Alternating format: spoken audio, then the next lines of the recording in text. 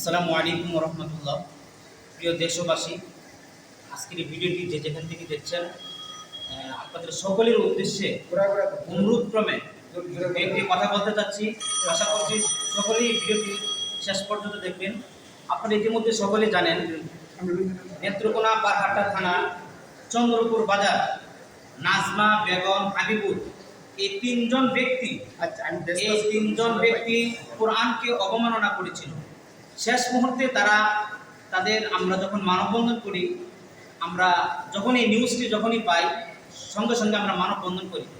মানববন্ধন করার সঙ্গে সঙ্গে কিছু ব্যক্তি আমাদের উলামায়ে কেরাম যারা আছে তাদের কাছে গিয়ে অনেকভাবে আবদার জানাচ্ছে, হুজুর আমাদের ভুল হয়েছে, আমাদেরকে তওবা তাসতির করার আমাদেরকে সুযোগ করে দেন।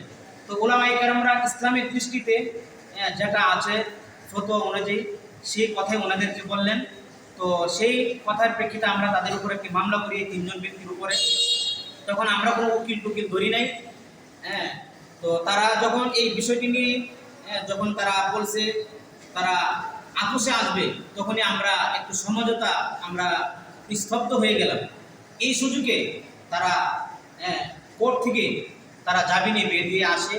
আমাদের উপর মিথ্যা অপবাদ কয়েকটি মামলা করেছে, এমন জঘন্যতম মিথ্যা অপবাদ দিয়ে এমন মামলা করেছে যা মুখে বলার মতন কোনো ভাষা আমরা খুঁজে পাচ্ছি না। তো আরেকটি কথা হচ্ছে, আমাদের যিনি বাদী মাওলানা তরিকুল ইসলাম, তো উনি হচ্ছেন এই মামলার বাদী। আমরা যে তিনজন ব্যক্তির নামে যে মামলা করেছি, তো আজকে এই বিকালে 8 তারিখ আসরের নামাজের পরে উনি যখন মসজিদ থেকে যখন বের হয়ে যখন বাজারের দিকে যায়, তখন বেগম নামে একজন মহিলা উনি এই মাওলানা তরিকুল ইসলাম সাহেবকে স্পষ্টভাবে ওনাকে কিছু বাজে এমন কিছু কথা বলেছে যা আমি বলতে পারবো না। ওনার মুখ থেকে আমরা সেই বিষয়গুলো শুনবো।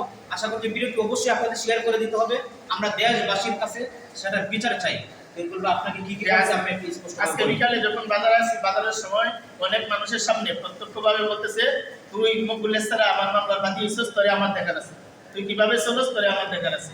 এই কথাটা সুস্পষ্টভাবে বাজারে অনেক মানুষের সামনে এই কথা বলছে। তো এখন বেগম নামে যে মহিলাটি, আমরা বারহাট্টা থানা যিনি ওসি স্যার আছেন, ওনাকে আমরা ফোন করি, এই বিষয়টি অবগত করি।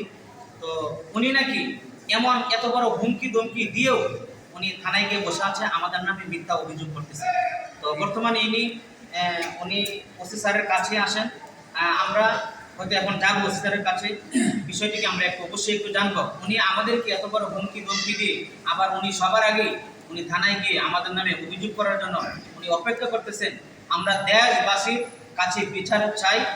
আরেকটি বিষয় হচ্ছে, আমাদের বারহাট্টা থানার যে সমস্ত ওলামায়ে কেরামরা আছেন, নেত্রকোনা যে সমস্ত ওলামায়ে কেরামরা আছেন, আমরা সারা দেশবাসীর কাছে আমরা বিচার চাই। এর বিচার যেন আমরা পাই, কারণ আমাদের উপর একের পর এক মিথ্যা অপবাদ, আমাদেরকে বিভিন্ন ধরনের হয়রানি আমাদেরকে করতেছে। অবশেষে হয়তো মনে হচ্ছে তারা এই কোরআনের সাথে এত বড় জঘন্যতম আচরণ করেছে, মনে হচ্ছে আমরা এই কোরআন নিয়ে তাদের কাছে, এই নাস্তিকদের কাছে মনে হচ্ছে আমাদের পরাজয় বরণ করতে হবে। এটা আমার কারোর কোনো ব্যক্তির কোনো বিষয় না, কারণ মুসলমানের দিলের মধ্যে তারা আঘাত করেছে। আমরা দেশবাসীর কাছে বিচার চাই। তারা এত বড় জঘন্যতম কাজ করে আবার প্রকাশ্যে আমাদেরকে হুমকি ধমকি দিচ্ছে। সকলেই ভিডিওটি শেয়ার করে দিবেন আর দেশবাসীর কাছে বিচার চাই ইনশাল্লাহ। আসসালামু আলাইকুম ওয়া রাহমাতুল্লাহ।